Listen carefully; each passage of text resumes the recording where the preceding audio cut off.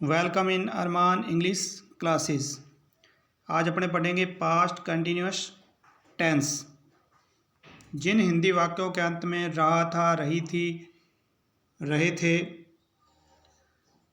आदि आए तो वो सारे वाक्य पास्ट कंटिन्यूस टेंस में आते हैं। जिस प्रकार वह भोजन पका रही थी, ये इसकी पहचान है, रही थी। और वे फुटबॉल खेल रहे थे, तो इसमें रहे थे पहचान है।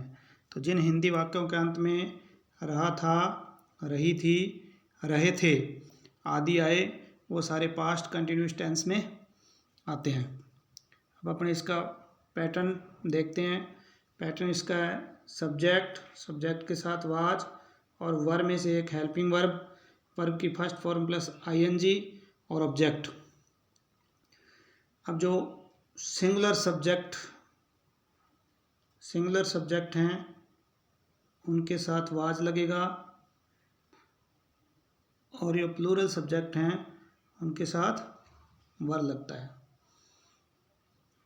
प्लूरल के साथ वर, यानी कि जैसे ये हेल्पिंग वर्ब है, इसके एंड में एस है, तो यहाँ से आप याद रख सकते हो एस फॉर सिंगुलर, तो वाज जो है वो सिंगुलर सब्जेक्ट के साथ लगेगा। सिंगुलर सब्जेक्ट में ही, सी, इट, एनी नेम, और प्लूरल सब्जेक्ट में आई, वी, यू, दे आता है। अब पैटर्न के अनुसार पहला वाक्य बनाते हैं। वह भोजन पका रही थी, तो इसमें रही थी पहचान हो गई, वह हो गया सब्जेक्ट, भोजन ऑब्जेक्ट और पकाना वर्ब। अब पैटर्न के अनुसार सब्जेक्ट रही थी मतलब सी, वह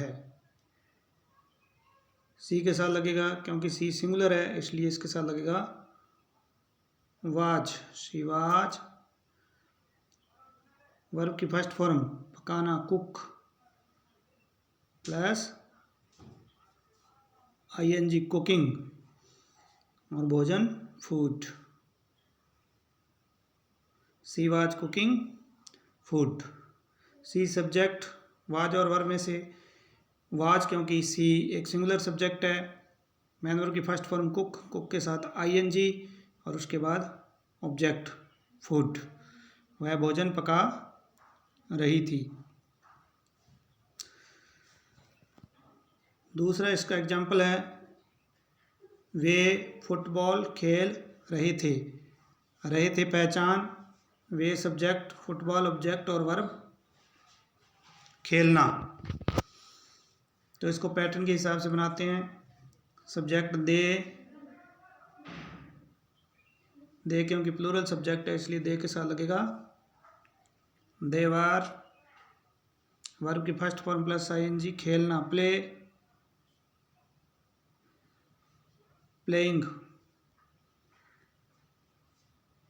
object football, they were playing football. अब एग्जाम्पल समझने के बाद आशा है आपको टेंस पूरी तरह से समझ में आ गया होगा। अब अपने देखते हैं correct form of the verb को कैसे भरा जाना है। Correct form of the verb बनने के लिए जो पास्ट कंटिन्यूस टेंस है उसके जो कीवर्ड है वो eight that moment, at that time, at that day night और देन, इन कीवर्ड्स को नोट कर लीजिए। Eight that moment, at that time, at that day और देन, जिसमें मोस्टली दैट सभी में है, तो इसको याद करना है, को लर्न करना है। Eight that moment, at that time, at that day और देन, ये कीवर्ड्स हैं। अब कीवर्ड पहचान के लिए और वर्ब कौन सी भरनी है इसमें, वाज और वर्ब में से एक प्लस वर्ब की first form plus ING. Was जो है वो सिंगुलर के साथ और वर्ब प्लूरल के साथ, और वर्ब की फर्स्ट फॉर्म प्लस आईएनजी का प्रयोग इसमें होगा। अब अपने एक एग्जांपल लेते हैं। एट दैट टाइम, यानी कि ये सेंटेंस है ही dash dash dash music at that time, तो इसमें जो वर्ब जो है लिसन का प्रयोग हुआ है, सुनना। लेकिन पहले करेंगे पहचान eight that time. At that time से पहचान होगी कि ये पास्ट कंटिन्यूस टेंस का सेंटेंस है। पहचान करने के बाद अपने को देखना है सब्जेक्ट।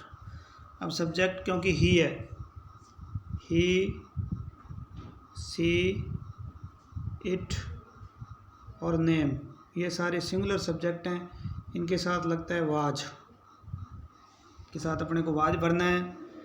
और जो आई, वी, यू, दे, ये प्लूरल सब्जेक्ट। तो यहाँ पे है जो सब्जेक्ट है वो सिंगुलर है, इसलिए सिंगुलर के साथ वाज भरा जाएगा। ही